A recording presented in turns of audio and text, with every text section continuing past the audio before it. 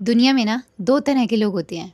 पहले, जो हर चीज़ में वीक फील करते हैं, रोने लगते हैं, चीज़ों से भागने लगते हैं, दूसरों को ब्लेम करने लगते हैं या फिर खुद को कोसने लगते हैं, ब्लेम करने लगते हैं कि वाई मी। और दूसरी तरफ वो लोग होते हैं जिनके साथ भी वही सेम चीज़ें हो रही होती हैं लाइफ में, लेकिन वो दूसरों की ब्लेम करने की जगह, चीज़ों से भागने की जगह उसी सिचुएशन में बहुत अच्छे तरीके से ग्रो करते हैं। लाइफ में हमेशा आगे बढ़ते रहते हैं, फिर चाहे कुछ भी हो जाए। Hi, this is Vanya. Welcome back to my channel.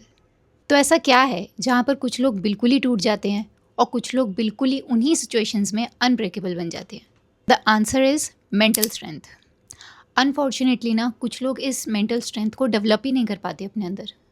वो लोग प्रॉब्लम से भागते हैं, उन्हें फेस नहीं करते, अपने इमोशंस को खुद को कंट्रोल करने देते हैं, अपनी सिचुएशंस और अपनी प्रॉब्लम्स के बारे में ना दूसरे लोगों से सॉल्यूशंस लेते हैं कि अब मैं क्या करूं, अब मैं यहाँ पे फंस गया हूँ। कभी खुद डिसीजन नहीं लेते उस चीज़ का। Okay, tell me one thing. आपके सामने एक शेर खड़ा है, अब आप इस सिचुएशन में क्या करोगे? अपने दोस्त को कॉल करोगे कि भाई अब मैं भागूं या मरूं? एंड एट द एंड वो लोग ये सोचते हैं कि सब कुछ इतना पेनफुल क्यों है, इतना अनकंफर्टेबल क्यों है, हमारे साथ ही ऐसा क्यों होता है, क्यों मेरे साथ बुरा हो रहा है और मैं क्यों सिचुएशन से बाहर नहीं निकल सकता या सकती। लेकिन आप उन लोगों जैसे कभी भी नहीं बनोगे, क्योंकि इस वीडियो के एंड तक मैं आपको मेंटली इतना अनब्रेकेबल बना दूंगी, आई रिपीट इतना अनब्रेकेबल बना दूंगी, दैट अगर लाइफ में कुछ भी हो जाए आपको कोई सिचुएशन, कोई इंसान कभी नहीं तोड़ पाएगा। जस्ट फॉलो व्हाट आई से। Let's be unbreakable together. इस वीडियो में मैं आपको 6 टेक्निक्स बताऊंगी जो मैंने खुद अपनी पर्सनल लाइफ में अप्लाई करे, एंड ट्रस्ट मी, मुझे एक्सट्रीमली अमेजिंग रिजल्ट्स मिले हैं। ये टेक्निक्स अगर 100% आप अपनी लाइफ में यूज़ करोगे ना तो यू विल बी अनब्रेकेबल। इससे आपका ब्रेन बहुत अच्छे से ट्रेन होगा कि आपको कब किस सिचुएशन में क्या करना है। Let's begin. Number 1, stop playing victim. Victim बनना बंद करो। आपने अपनी लाइफ में ऐसे बहुत से लोग देखे होंगे जो अपनी इनसिक्योरिटीज़, कमियां बहुत ज़्यादा बताते हैं कि मुझे ये प्रॉब्लम हो रही है, मुझे वो प्रॉब्लम हो रही है। वो ना अपनी इनसिक्योरिटीज़ और कमियां दूसरों के ऊपर ब्लेम करते हैं कि इसकी वजह से ये नहीं हो पाया, मेरे पेरेंट्स ने मुझे सपोर्ट नहीं किया, मैं जब भी कुछ करने जाता हूँ सब ख़राब हो जाता है, मुझे कोई भी काम करने से पहले समझ नहीं आता कि मैं क्या करूँ, मुझे क्या करना चाहिए, क्या नहीं करना चाहिए। ओवर अ टाइम मुझे ये पता चला इन लोगों को ना सल्यूशन नहीं चाहिए, इन लोगों को सिर्फ सिंपैथी चाहिए कि उस सिचुएशन की वजह से मैं ये नहीं कर पाया, क्योंकि मुझे सपोर्ट नहीं करा इसलिए मैं ये नहीं कर पाया, मुझे सपोर्ट मिलता तो मैं कर पाता। द थिंग इज़, जिसको करना है ना वो बिना सपोर्ट के भी करेगा, और जिसे नहीं करना वो उसे चाहे कितने भी सपोर्ट दे दो वो तब भी नहीं करेगा। आपकी लाइफ में ऐसा कुछ नहीं हो रहा जो अपने आप हो ही जा रहा है, आपकी लाइफ में वो हो रहा है जो आप होने दे रहे हो, आपने अलाउ करा है। क्योंकि ऐसी कोई भी सिचुएशन नहीं है, कुछ भी नहीं है जिससे आप लड़ नहीं सकते। ऐसा कुछ भी नहीं है इस दुनिया में जहाँ आप बोलो मैं हाथ पे हाथ रख के बैठा हूँ या मैं बैठी हूँ, अब मैं कुछ भी नहीं कर सकता। नथिंग। तो हर चीज़ आप अलाउ कर रहे हो अपने साथ होने के लिए। डोंट टेल द वर्ल्ड और your self that you have lost. जब आपको ये लगता है ना कि आपका फॉर्च्यून, आपकी खुशियाँ, आपका करियर दूसरों के ऊपर डिपेंड करता है, उसी टाइम आप वीक हो जाते हो। You are the director of your own life. ऐसा नहीं है कि प्रॉब्लम्स नहीं होती, प्रॉब्लम सबको होती है, कुछ ना कुछ सबको होती है। एक स्ट्रॉन्ग माइंडेड पर्सन प्रॉब्लम पर फोकस करने की बजाय सोल्यूशन पर फोकस करता है। जिस सिचुएशन में आपने अपने आप को विक्टिम बोल दिया ना, उसी सिचुएशन में आपने अपनी पावर किसी और के हाथ में दे दी। नेक्स्ट टाइम जब भी आपके माइंड में ये आए ना, ओ माय गॉड मैं ये नहीं कर पा रहा हूँ, उसी टाइम खुद को पॉज करना और सोचना, आपको हमेशा आई कांट को व्हाट कैन आई से रिप्लेस करना है। इससे आपको फील होगा कि मैं अपनी लाइफ का खुद डायरेक्टर हूँ, मुझे अपनी ओनरशिप खुद लेनी है। और इस पीरियड में आपका माइंड अपने आप को रिवायर करने लगेगा that I am the owner of my own life. कोई और आपकी लाइफ में इतना बेहतर नहीं सोच सकता जितना आप खुद के बारे में सोच सकते हैं। ये ना अपने आप के अंदर एक बहुत अच्छी हैबिट है।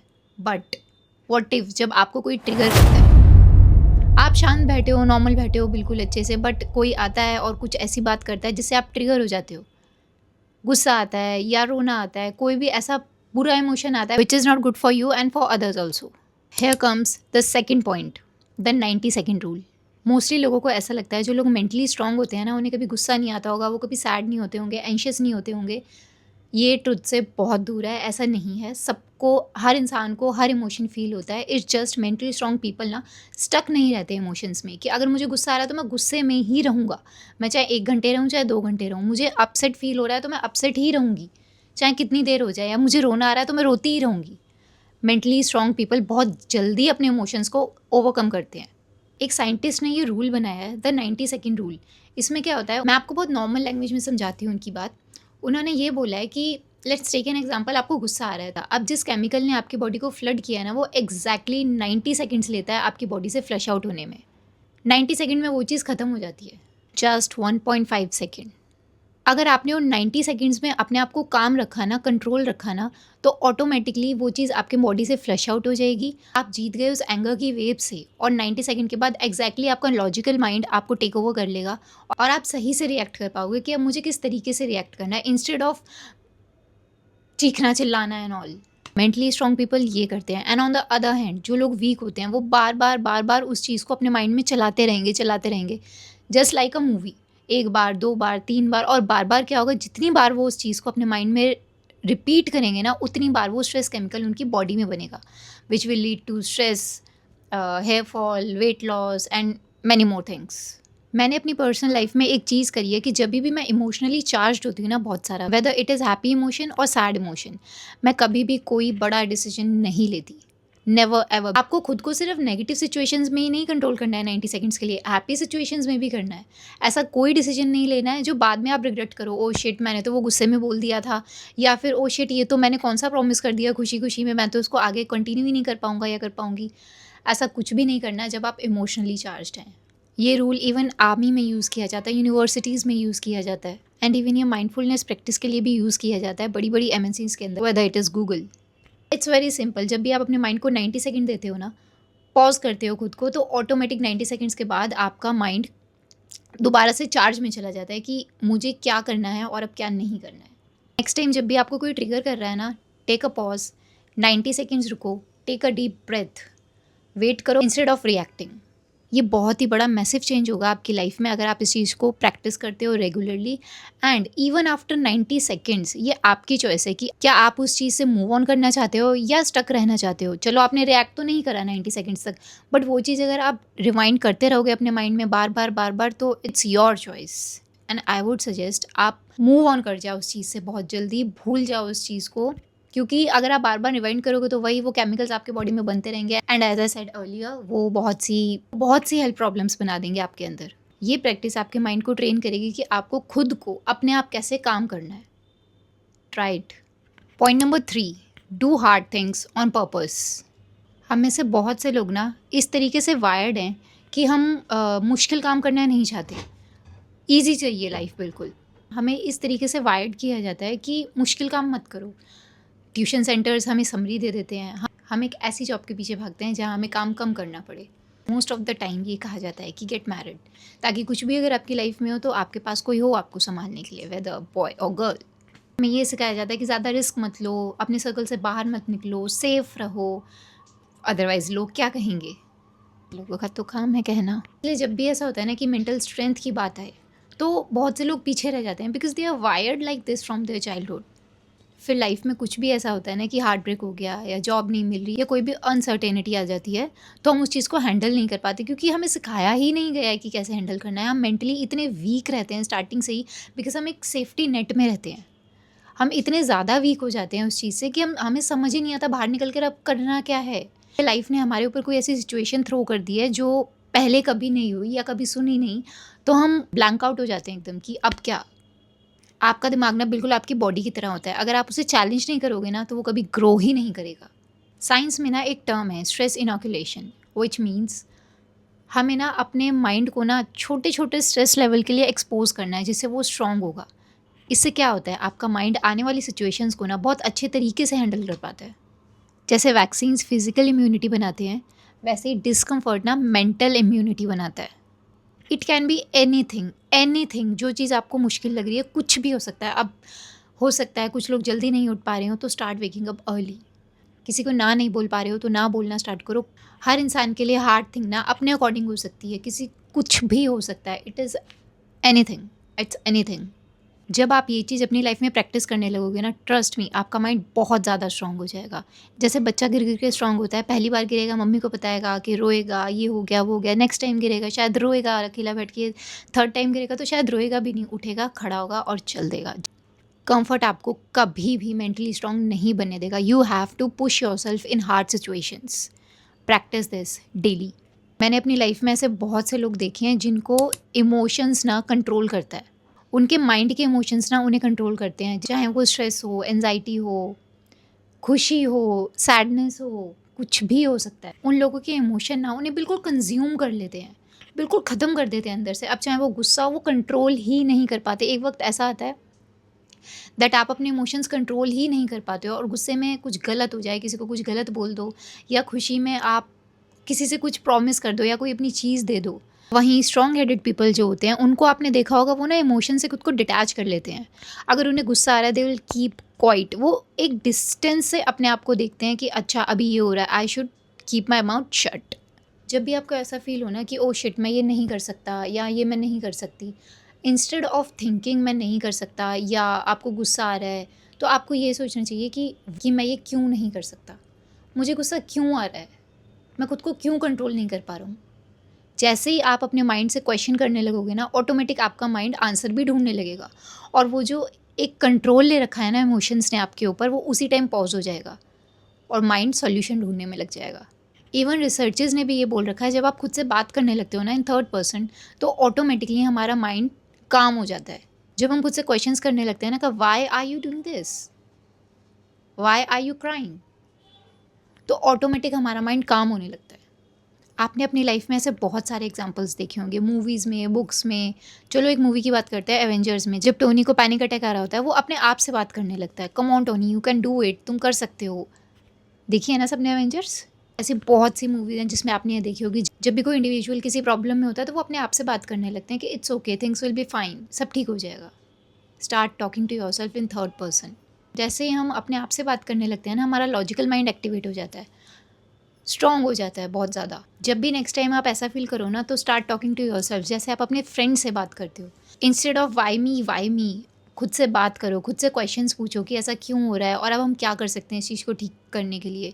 ज़रूरी नहीं है आपके साथ एक फ्रेंड ही हो हमेशा. आप जब खुद से बात करने लगोगे ना, तो आपका लॉजिकल माइंड जो आपको सॉल्यूशंस देगा ना, वो कोई भी नहीं दे सकता. Trust me, just do it. ये प्रैक्टिस करना स्टार्ट करो. जब भी आप किसी प्रॉब्लम में हो, किसी चीज़ में हो, टॉक टू योर सेल्फ कि अब क्या, इंस्टेड ऑफ ओ शिट ये क्या हो गया, ऐसा क्यों हो गया.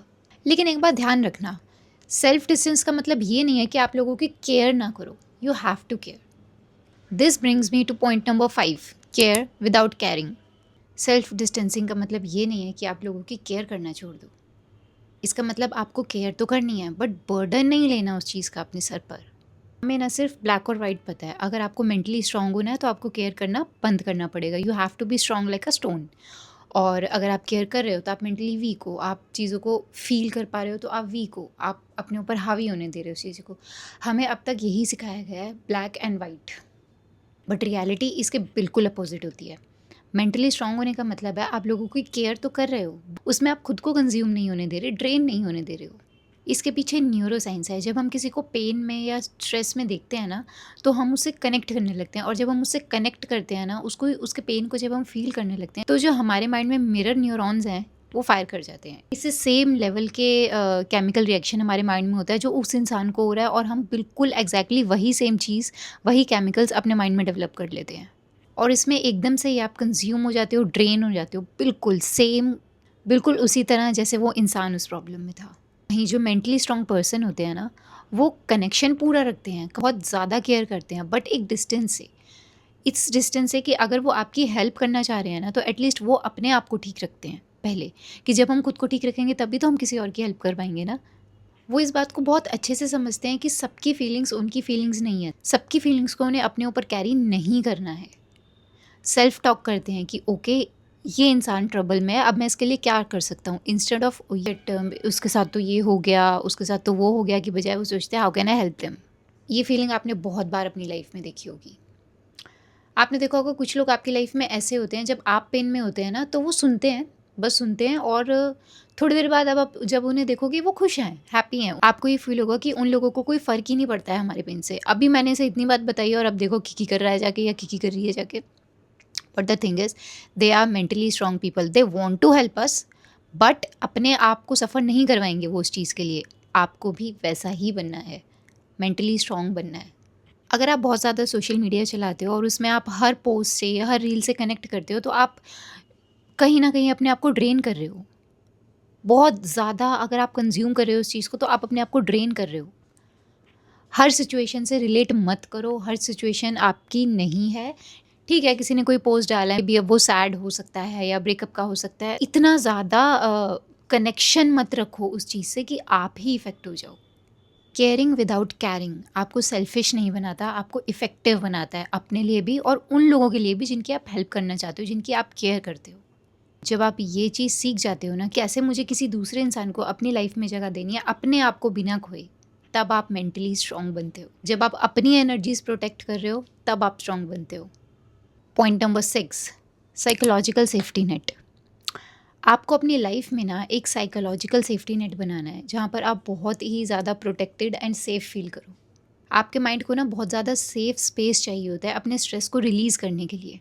जब आप एक सही इंसान के साथ होते हो ना, तो ऑटोमेटिकली आपकी बॉडी से कोर्टिसोल ना कम हो जाता है। आपकी बॉडी बहुत ज़्यादा रिलैक्स फील करती है, आपकी मेंटल स्ट्रेंथ एक्चुअल में बहुत ऊपर जाती है। और वहीं अगर आप किसी गलत इंसान के साथ उठ बैठ रहे हो, तो वो जो मेंटल स्ट्रेंथ जो आपकी है ना, वो भी ड्रॉप होने लग जाती है धीरे धीरे। बहुत धीरे धीरे, आपको पता भी नहीं चलेगा, but yes it does. It's scientifically proven. जिन लोगों के बहुत अच्छे दोस्त या रिलेशंस होते हैं ना, वो लोग बहुत जल्दी रिकवर करते हैं किसी भी हार्ट ब्रेक से या इवन फिजिकल इलनेस से भी। सेफ्टी नेट का मतलब होता है उन लोगों के बीच में रहना जो आपको जज नहीं करते, जो आपको ग्रो करने में हेल्प करते हैं, जो आपको बात बात पे नीचा नहीं दिखाते, क्रिटिसाइज़ नहीं करते हैं। मतलब ऐसे लोगों के बीच में जहाँ जाते ही ना, ऑटोमेटिक आप कितने भी स्ट्रेस में हो, आप सबसे पहले उन्हें फ़ोन मिलाओगे। वो होता है आपका सेफ्टी नेट। नो, अब वो कोई भी हो सकता है, your family, your friends, your relation, anything. उन लोगों के साथ रहो जो आपके नर्वस सिस्टम को ना काम करते हैं, इंस्टेड ऑफ ट्रिगरिंग इट। क्योंकि जितना ज़्यादा आप ट्रिगर करोगे, तो आप सबको अगर अपनी लाइफ से काटोगे ना, तो आप स्ट्रांग नहीं बनोगे। आप स्ट्रांग जब बनोगे जब आप राइट पीपल को अपने क्लोज रखोगे, सही लोगों को अपने पास रखोगे, जहाँ जाते ही आपको ऐसा फील हो दैट दिल गार्डन गार्डन हो गया, यहाँ आकर अच्छा लग रहा है। और इसी के साथ मैंने आपको आज 6 टेक्निक्स बताई हैं जिससे आप मेंटली बहुत ज़्यादा स्ट्रांग बन सकते हो। मैंने भी यूज़ करी हैं, मैंने अपने बहुत से फ्रेंड्स को भी बताई हैं, उन लोगों ने भी यूज़ करी। एंड इसमें से कई चीज़ें मैंने कुछ लोगों से सीखी हैं जो मैं खुद प्रैक्टिस नहीं करती थी पहले, but when I did, I swear बहुत अच्छे रिजल्ट्स मिले हैं। अगर आपने ये वीडियो एंड तक देखी है, तो डेफिनेटली आप बहुत ज़्यादा मेंटली स्ट्रांग फील करोगे और आप करना चाहते भी हो। Please do let me know ऐसी कौन सी हैबिट है जो आप पहले से प्रैक्टिस करते थे, कमेंट ज़रूर करना। एंड ऐसी कौन सी प्रैक्टिस है जो आप करते हैं जो मुझे नहीं पता, please do let me know in the comments. Thank you for watching my video. मिलते हैं नेक्स्ट वीडियो में। बाय।